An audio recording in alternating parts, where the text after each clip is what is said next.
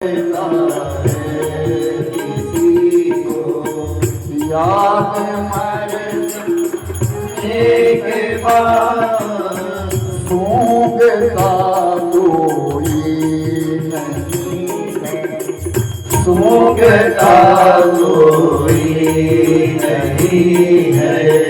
बोल मोरे जाने के बाद सूंघता नहीं है। बोल मोरे जाने के बाद कौन करता है किसी को।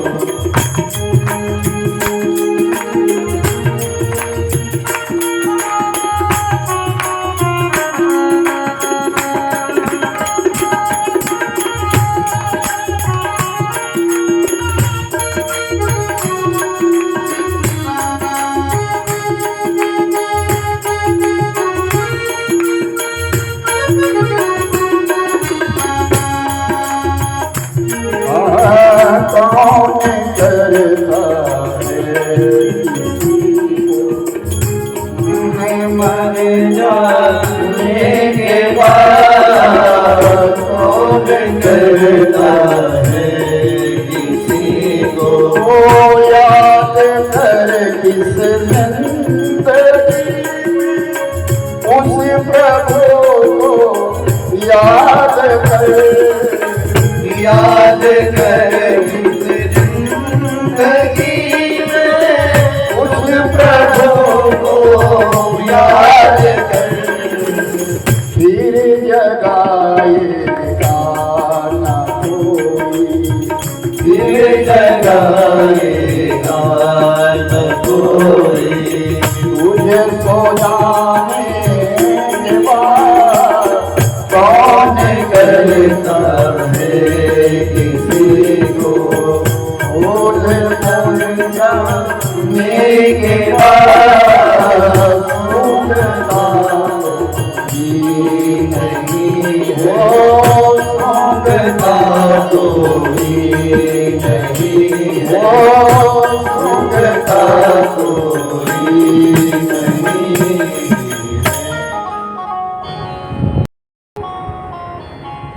जन्मांतेन भवेद पुण्यम तदा भागवतं लभेत्। जन्म जन्मांतर का जब पुण्य उदित होता है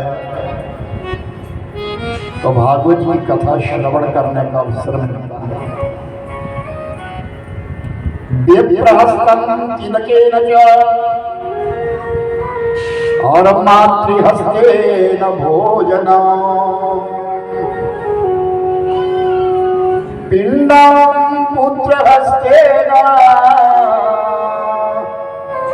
न सजाति कदाचन।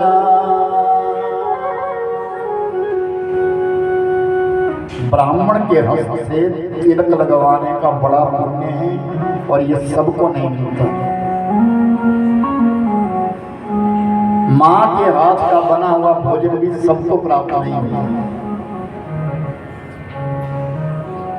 और माता पिता वो सौभाग्यशाली है जिनको पुत्र के हाथों का पिंड मिलता है। ये चातुर्वर्षिक श्राद्ध है, यानी चमरखा है। और चातुर्वर्षिक श्राद्ध के पक्ष के बीच में ये भागवती कथा रखी गई है। बड़ी श्रद्धा और प्रेम के साथ इन बच्चों ने ये योग किया है, अपनी श्रद्धा दर्शाई है। तो कहें कि हम सब यही प्रार्थना करेंगे उनकी दिवंगत आत्मा को शांति मिले और सबके लिए सुख समृद्धि मिले। भागवत जी की जो कथा है वो बद्रीनाथ से प्रारंभ की जाती है। बोलिए बद्रीनारायण भगवान की।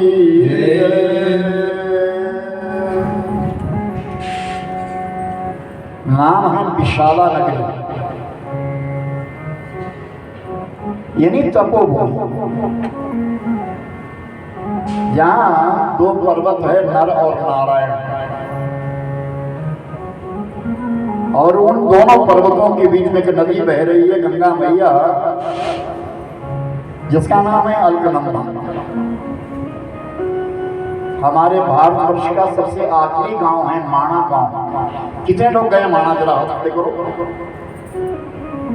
माणा गए? माणा गांव में एक व्यास गुफा है, जहां पर पोथी के रूप में श्रीमद् भागवत है। आज भी वो पत्थरों में दिखता है, जैसे पोथी होती है, पूरे पन्ने होते हैं, वो आज भी नजर आ रहा है उस शिला के ऊपर। वहां पर भागवत, वेद व्यास जी ने भागवत को लिखा है। वहां से आगे जाकर के जो स्वर्ग का राह जाता है, जिस रास्ते से पांडव गए थे,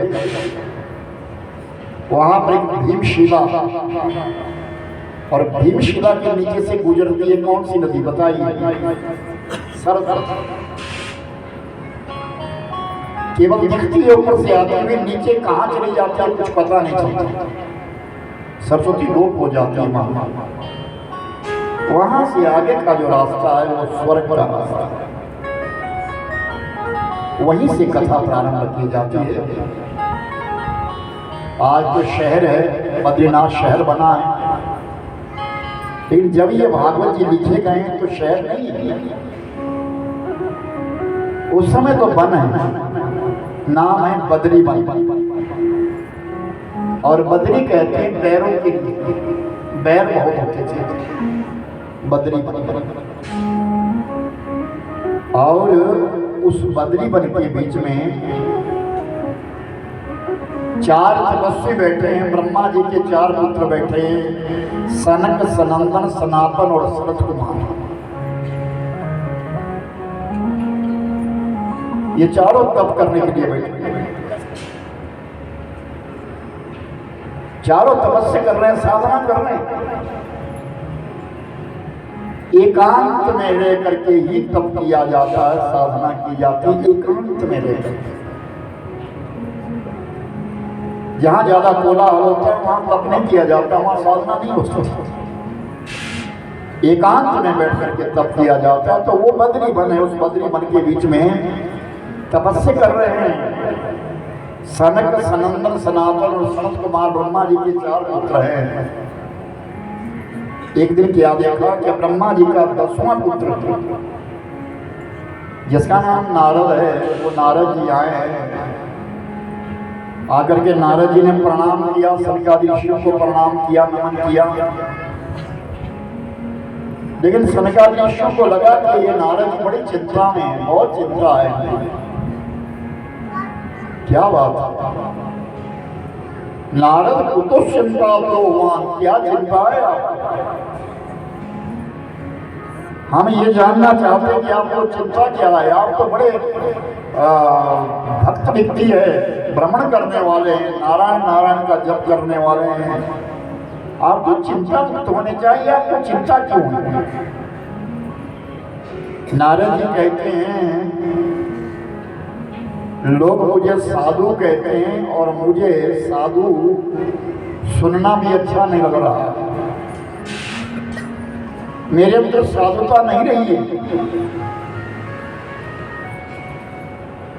मैं समझ नहीं पाया हूं साधु का अर्थ है जो दूसरों का कल्याण कर लेते हैं।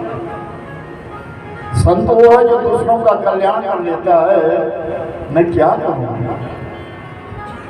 मैं आपको अपनी व्यथा सुनाने आया हूं। तो सनकादि ऋषियों ने कहा नारद जी व्यथा मत कहिए, आप कथा कहिए कि अपनी कथा सुनाओ। नारद जी ने कहा कथा तो केवल भगवान की होती है, मैं व्यथा सुनाने आया हूं, जो मेरे साथ घट रहा है मुझसे सुनाने आया हूं। कहो क्या बात है? मेरा कार्य भ्रमण करने का है, घूमने का, मैं घूमता रहता हूं। एक दिन मैं भ्रमण करता करता वृंदावन में पहुंच गया। वृंदावन धाम की जय। भाई अब तो वृंदावन बड़ा चर्चित है, बहुत चर्चित है। जो कहीं नहीं गया वो भी वृंदावन। 2 तीर्थ ऐसे बने हुए, खाटू श्याम और एक वृंदावन। जो कहीं नहीं गया वहां भी वो भी गया। एक समय था जब मैं वृंदावन में कथा करने के लिए गया हूँ 2 बार। तो वृंदावन के पंडित परसते थे कि कोई हमारे जाल में फंसे तो सही। लेकिन आज तो नित्य प्रति जहाँ हजारों लाखों की संख्या में लोग जा रहे हैं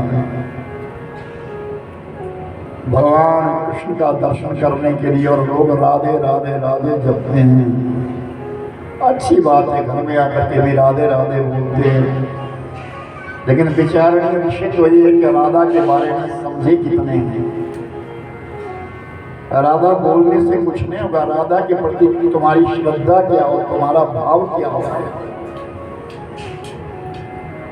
तो उस वृंदावन के बीच में जाकर के मैं पहुंच गया। देवर्षि नारद जी अपनी कथा सुना रहे हैं, अपनी व्यथा सुना रहे हैं। जमुना नाम की नदी बहती है। मैं नदी के किनारे किनारे से जा रहा था। कदम्ब के बड़े पेड़ लगे हैं और उन पेड़ों के ऊपर नाना प्रकार के पक्षी बैठे हैं जो सब राधे राधे का उच्चारण करते हैं। मैं भी जमुना मैया के किनारे किनारे से चला गया। आगे गया तो क्या देखा, एक गोल दायरे में बहुत सारी स्त्रियां बैठी है और उनके झुंड बनाया है। उस झुंड के बीच में एक नौजवान युवती बैठी है और बहुत सुंदर है। मैंने उस युवती को देखा और उसकी आंखों में आंसू है। उसकी जंघा के ऊपर 2 व्यक्ति सोए पड़े हैं। एक मन तो किया मैं से पूछूं तो सही, देवी क्या बात है, लेकिन फिर सोचा नहीं, अकेली स्त्री को और जहाँ जितनी सारी स्त्रियां हैं अकेले मर्द को वहां नहीं रहना चाहिए। मैं आगे निकल गया। अभी थोड़े आगे गया तो पीछे से आवाज आई, भो भो साधु क्षणतिष्ठा मद चिंता विनाशया। ऐ साधु रुको, ऐ साधु रुको, मद चिंता विनाशया, मेरी चिंता को दूर करके जाओ। मैंने जब मुड़ करके देखा वो देवी मुझे बुला रही है। मैं लौट करके आया, देवी तुम कौन हो? वो देवी अपना परिचय देने लगी। वो तपन्ना द्राविडेशा वृद्धे कर्णाटके गतः क्वचित् किंचित् महाराष्ट्रे गुजरे जीर्णतं गता।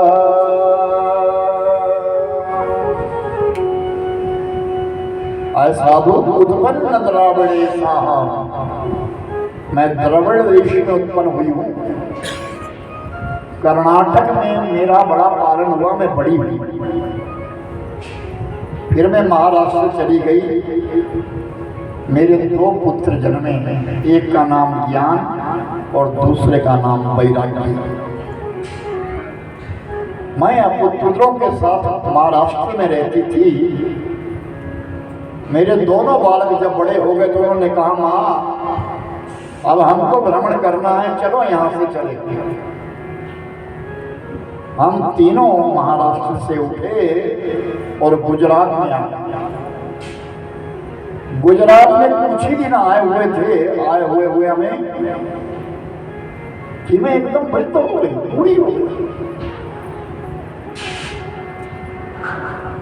मेरी नेत्रों से दिखना कम हो गया,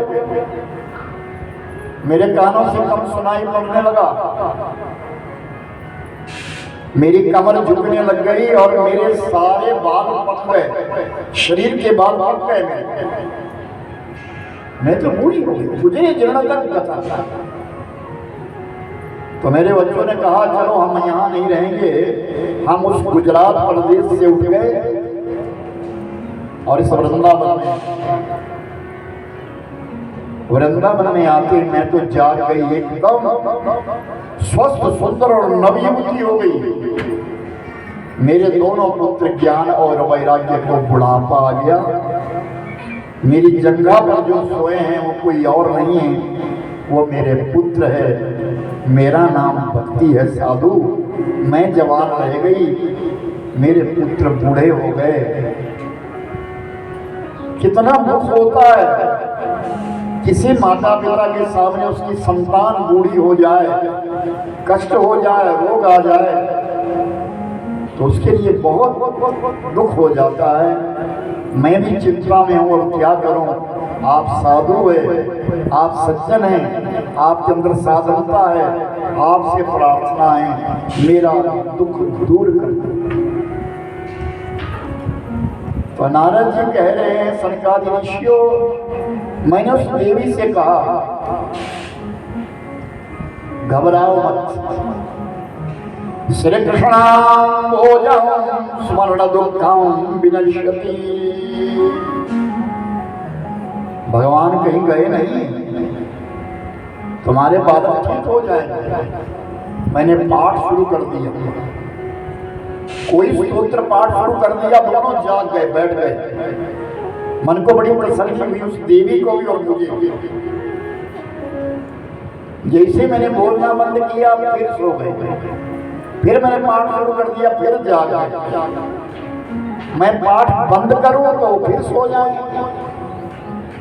पूरा दिन बीत गया, पूरा दिन बीत गया।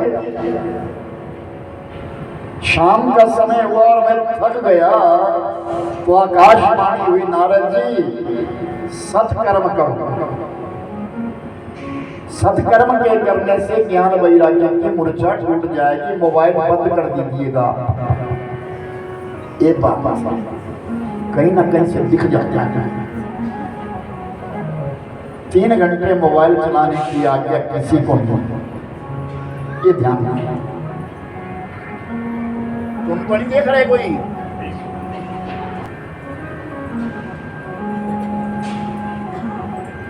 नारद जी कहते हैं, उस आकाशवाणी ने कहा कि सत्कर्म करो। तो मैंने विचार किया, वो सत्कर्म क्या है, सत्कर्म किसे कहते हैं। मैंने उस देवी को आश्वासन दिया, देवी घबराओ नहीं, एक दिन तुम्हारे बालक स्वस्थ हो जाएंगे, मैं तुमको वचन देता हूं। और मैं चला गया, जहां जहां जो जो संत मिले उन सब से मैं पूछता चला गया, सत्कर्म क्या है। किसी ने कहा आप कुआं खुदवाओ, मैंने कुआं खुदवाया। किसी ने कहा आप पाठशाला बनवाओ, मैंने पाठशाला बनवाई। किसी ने कहा रास्ता बनवाओ, मैंने रास्ता बनवाया। जो जो जिसने कहा मैंने सब कुछ किया, लेकिन ज्ञान वैराग्य की मूर्छा नहीं टूटी, भक्ति का दुख नहीं गया। वही चिंता मुझे सता रही है कि मुझे साधु कहा था, मेरे अंदर साधना ही नहीं। और यही एक विचार है मेरे भाई बहन, ध्यान देना। कोई हमारे चरणों पे प्रणाम करता है, जिसके चरणों पे प्रणाम किया जाता है उसको ये विचार करना चाहिए, क्या मैं आशीर्वाद देने के योग्य हूँ? मेरी झोली में क्या इतना कुछ है कि मैं आशीर्वाद दे सकता? अन्यथा नहीं। हम भगवान के द्वार में जाकर मत्था मस्तक झुकाते हैं, किस लिए? वो सर्वव्यापक है, वो सर्वोपरि। अपने गुरु महाराज के चरणों में मत्था टेकते हैं, सिर झुकाते हैं, किस लिए? उन्हें हमें नाम दान दिया है, उस परमात्मा का नाम दिया है। तीसरा मस्तक झुकाया जाता है माता पिता के चरणों में, जिन्होंने हमारे को संसार दर्शाया है। हमको आशीर्वाद मिले किससे? तो सनकादिक ऋषि ने कहा, नारद जी हम आपको बताते हैं कि सत्कर्म क्या है। जो आकाशवाणी ने तुम्हें कहा सत्कर्म, सत्कर्म का अर्थ है श्रीमद् भागवत की कथा को श्रवण करना। वो तो मैंने 10 बार करी। कहाँ करी? ब्रह्मलोक में बैठ करके अपने पिता के मुखारविंद से मैंने भागवत कथा को करा। भागवत आपने सुना है, महात्म्य में नहीं सुना आपने। हम आपको महात्म्य की कथा सुनाएंगे कहाँ? तपोवन में आनंद वन में गंगा मैया के किनारे आनंद वन है। आनंद वन में चलो और आनंद वन के बीच में तुम भागवत कथा को श्रवण करो। नारद जी ने चारों तरफ निमंत्रण दे दिए, सबके लिए प्रार्थना करी, सब आ जाएं। बड़े बड़े साधु संत अपना अपना तप त्याग करके गंगा मैया के किनारे बैठ गए। सनकादि ऋषियों को ऊंचा मंच लगा दिया गया और भागवत कथा को प्रारंभ करने के लिए सनकादि ऋषियों ने मंत्र जाप प्रारंभ कर दिया। एक बार मैं बोलूंगा, एक बार सब लोग ओम नमो भगवते वासुदेवाय। ओम नमो भगवते वासुदेवाय। ओम नमो भगवते वासुदेवाय। ओम नमो भगवते वासुदेवाय। ओम नमो भगवते वासुदेवाय। ओम नमो भगवते वासुदेवाय। वासुदेवाय वासुदेवाय वासुदेवाय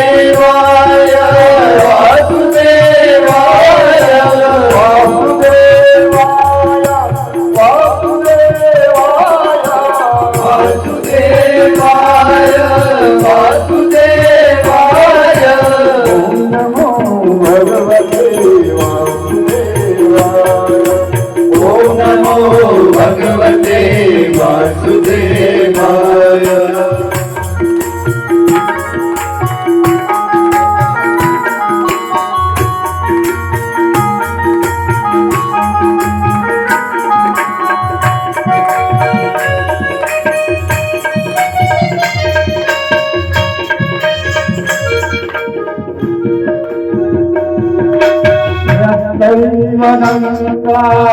यत्रैव यमुना यत्रैव गंगा यत्रैव यमुना गोदावरी सरस्वती गोदावरी सरस्वती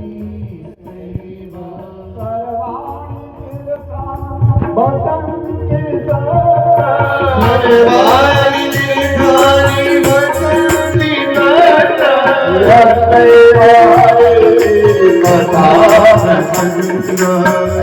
ओम नमो भगवते वासुदेवाय। ओम नमो भगवते वासुदेवाय। ओम नमो भगवते वासुदेवाय। ओम नमो भगवते वासुदेवाय।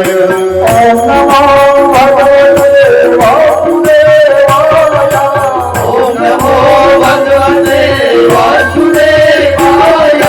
ओम नमो भगवते वासुदेवाय। ओम नमो भगवते वासुदेवाय।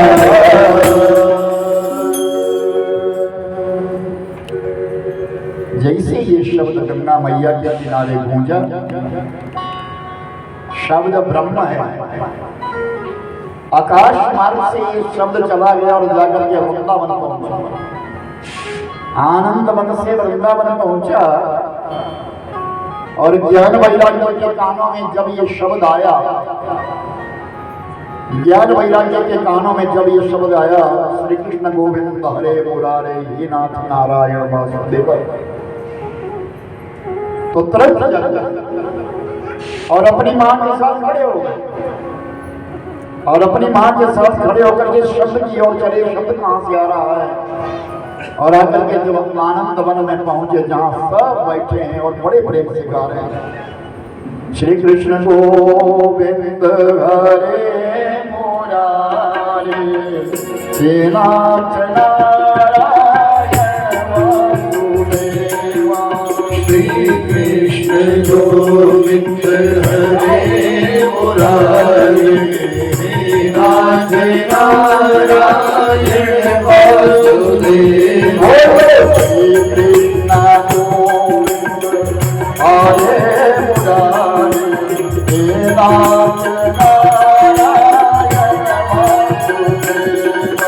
श्री कृष्ण गोविंद हरे मुरारे श्री नाथ नारायण वासुदेवा।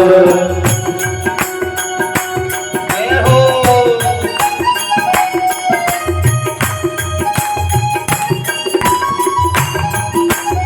गोविंद हरे मुरारे नाथ नारायण वासुदेवा। ओम श्री कृष्ण गोविंद हरे मुरारे श्री नाथ नारायण वासुदेवा। श्री कृष्ण गोविंद हरे मुरारे नाथ नारायण वासुदेवा। नाथ नारायण वासुदेवा। हे नाथ नारायण वासुदेवा।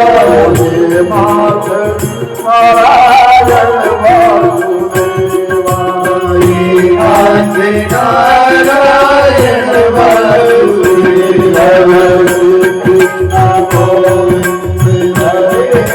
मुरारे श्री नाथ नारायण वासुदेवा। श्री कृष्ण गोविंद हरे मुरारे नाथ नारायण वासुदेवा। ज्ञान वैराग्य आए और ज्ञान वैराग्य ने प्रणाम किया, आसन लिया और बैठ गए। लेकिन भक्तिमती जो माँ है उनकी वो नहीं बैठी, सीधी आ गई शनकादि ऋषि के पास और शनकादि ऋषि के पास हाथ जोड़ करके प्रणाम करके पूछती है, मैं कहाँ बैठूं? तो शनकादि ऋषि ने कहा, देवी जितने भी श्रोतागण हैं जो सुनने वाले हैं इनके हृदय पे बैठ जाओ। हर व्यक्ति का मन मैला होता है, ऐसा कोई नहीं है जिसका मन उज्जवल हो। कहीं ना कहीं कोई खोट है। देवी आप स्त्री जाति हो, पुरुष कोई भी अगर कमरा साफ करने लगेगा तो इतना अच्छा नहीं बना सकेगा जितना अच्छा एक स्त्री बना देती है। आप स्त्री जाति हो, जाओ सबके हृदय में विराजमान हो। क्या बात है, पूरे तुझे कौंगलाया नहीं होंगे। हेलो, मेरी नजरें बड़ी तेज हैं, सबके हृदय पे जाकर के बैठा है, सबका हृदय सुंदर हो जाए, साफ हो जाए।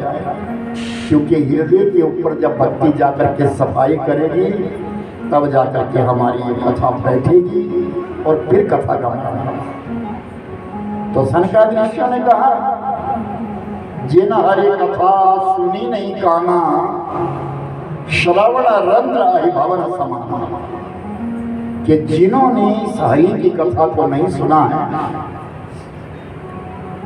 उनके कान सर्पों के बिल भी कहा। तो देवर्षि नारद जी सबसे आगे बैठे थे संकल्प करके और शनकादि ऋषि कथा कह रहे हैं। तेनैव वाङ्मय मूर्ति प्रत्यक्षता वर्तते हरे,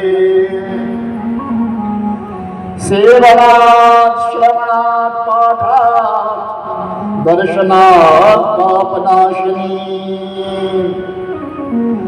यत्र तत्रैव बलपुण्यं भागवतं शास्त्रकदलो, तत्र तत्रे सदैवाहं पिबामि दृग्धसैसा।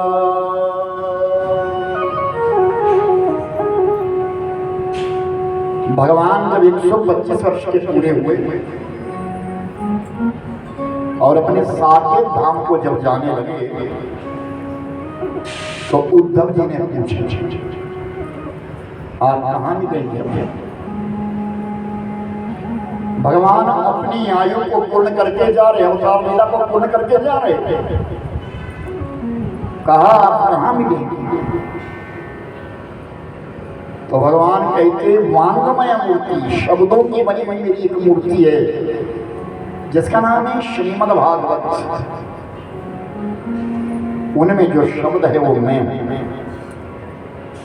जो उन्हें सुनेगा, जो पढ़ेगा, श्रवणात् पाठात् दर्शनात् पापनाशनी, भागवत जी को छुएगा, भागवत जी का दर्शन करेगा, भागवत का प्रणाम करेगा, सब पापों से वह विमुक्त हो जाएगा और पावन पवित्र हो जाएगा।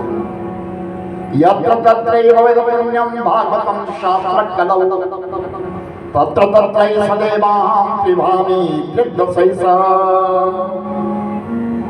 जहाँ ये ग्रंथ रख दिया जाए, यत्र तत्र वेदपुण्यं, वो धरती पुण्यमय हो जाती है।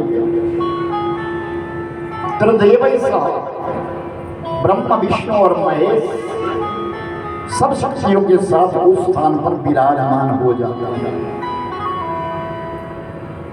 यहाँ हम आप लोग सब बैठे हैं, ग्रंथ को सामने रखा है। बेटा नीचे बैठो, नीचे बैठो। ग्रंथ को सामने रखा है, ग्रंथ के पास हम सब झुके हैं। मैं भी जब प्रणाम गद्दी पे आता हूँ, पहले व्यासपीठ को प्रणाम करता हूँ, ग्रंथ को प्रणाम करता हूँ।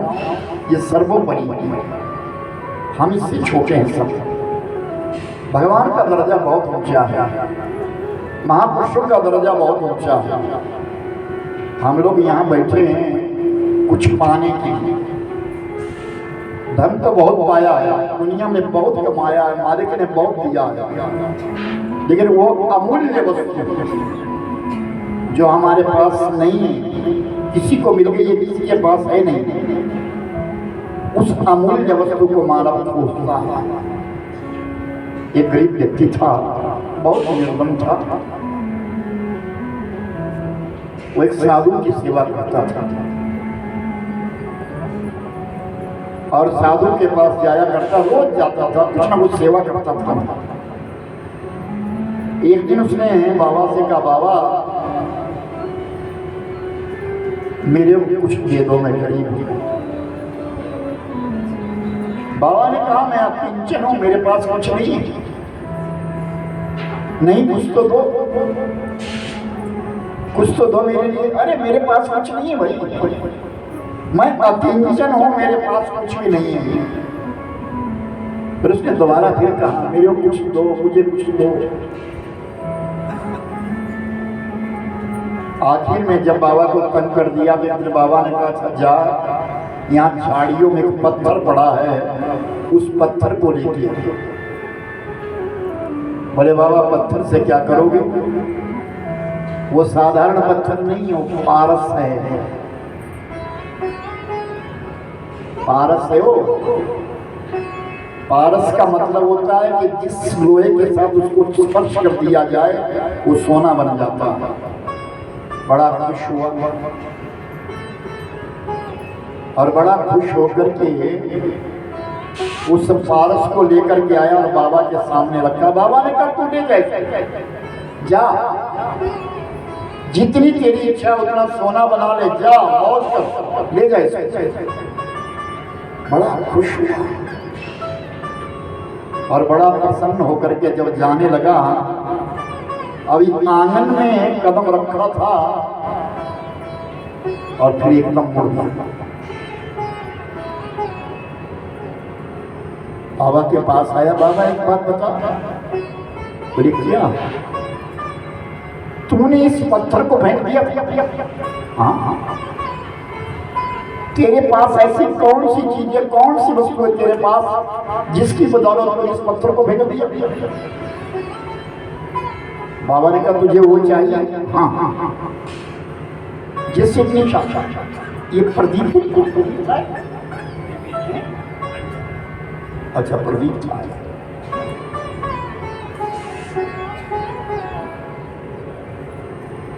बाबा तुझे जो शांति मिली है मन में और तू इतना सुख से जिंदगी काट रहा है, इस पारस को फेंक करके तेरे पास क्या है? बाबा ने कहा वो चाहिए तुझे? हाँ हाँ, उसका नाम है नामदान। वो मूल मंत्र है भगवान का कि जो ईश्वर का मनन करता है, जप करता है, चिंतन करता है, वो संसार में भव सागर से पार। आप सारा दिन कुछ भी करिए पर कम से कम ब्रह्म मुहूर्त में उठ करके उस भगवत नाम का उच्चारण तो करिए। मैं बारंबार इस बात को कहता हूँ, 50 साल तक कमाया जाता है, उसके पश्चात उस कमाई को लगाने की भी चेष्टा करिए, सेलिब्रेट करिए अपनी जिंदगी के लिए, उस धन को कहीं लगाओ और जो बच जाए वो अपने बच्चों को दे। यात्रा करो, तीर्थ यात्रा करो, जाओ भ्रमण करो। ऐसा ना हो कि जिंदगी पूरी हो जाए और हम जा ही ना सकें, दर्शनीय स्थानों को ना देख सकें। 4 धाम 7 पुरियां 12 ज्योतिर्लिंग, ये केवल हमारा दर्शन मात्र, ये तीर्थ यात्रा। 7 पुरियां 12 ज्योतिर्लिंग और 4 धाम। इसके पश्चात जो दार्शनिक स्थान बने उनके लोग मौज मस्ती के लिए जाते हैं, लेकिन ये परम कर्तव्य है, इसको तीर्थ यात्रा कहते हैं। इस तीर्थ यात्रा का उपयोग जिंदगी में करो और उससे जो धन बचे हैं वो अपने बच्चों के लिए छोड़ दो। तो सरकारी ऋषियों ने इतनी कथा कहने के पश्चात कहा, नारद जी, जो व्यक्ति मातृपितृ निंदक, ब्रह्म हत्यारा, गौ हत्यारा, किसी भी प्रकार का पाप किया हो, एक बार भी अगर वो आद्योपांत श्रीमद् भागवत की कथा को सुन लेता है, वो सब पापों से मुक्त होकर के मेरे धाम में चला आता है। बोली सच्चिदानंद भगवान जय। मुझको माधव का सहारा मिल गया, माधव का सहारा मिल गया। ओ मुझको माधव का सहारा मिल गया, मुझको माधव का सहारा मिल गया। ओ मेरी कश्ती ओ किनारा मिल गया, मेरी कश्ती को किनारा मिल गया। मुझको माधव का सहारा मिल गया। मुझको माधव का सहारा मिल गया।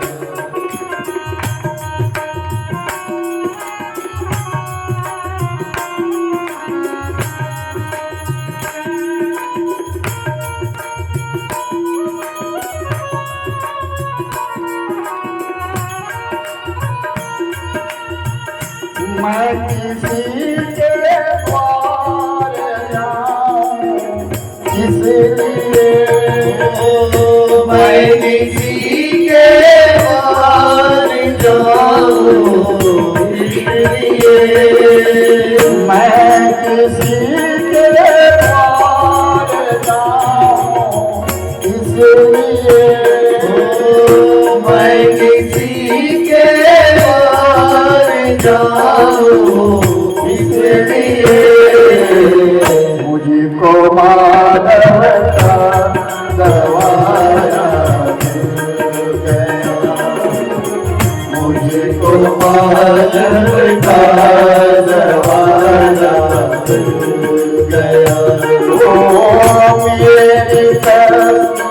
ओ मेरी कश्ती ओ किनारा मिल गया, मेरी कश्ती को किनारा मिल गया। मुझको माधव का सहारा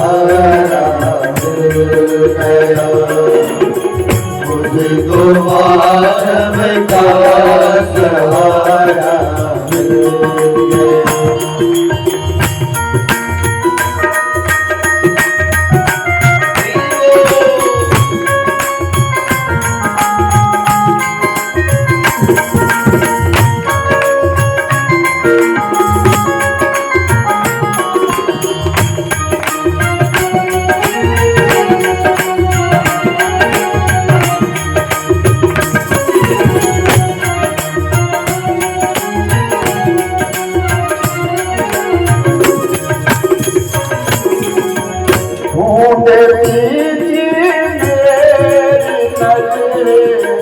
जो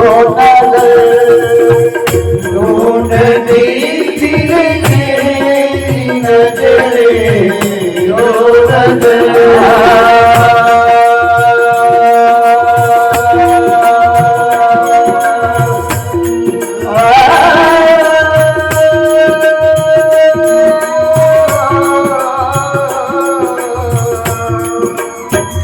ढूंढ दीजिए मेरी नजरें, वो नजरें प्यासी नदियों को नजारा मिल गया। प्यासी नजरों को नजारा मिल गया।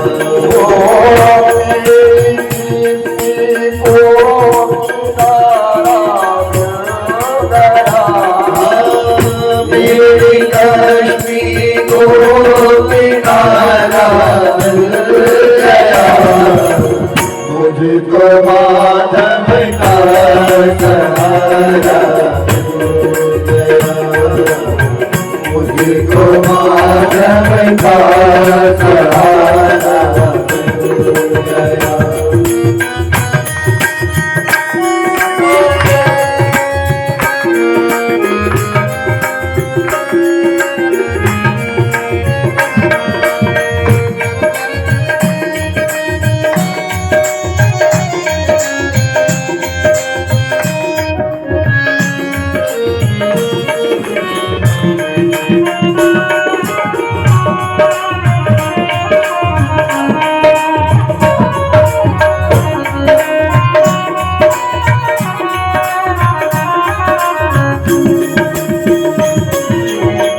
क्यों करो चिंता मैं संसार की, क्यों करूं चिंता मैं संसार की। क्यों करो चिंता मैं संसार की, क्यों करूं चिंता मैं संसार की। मुझको मेरा श्याम प्यारा मिल गया। मुझको मेरा श्याम प्यारा मिल गया।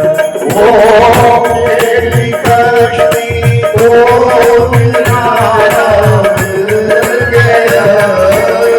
मेरी कश्ती को किनारा मिल गया।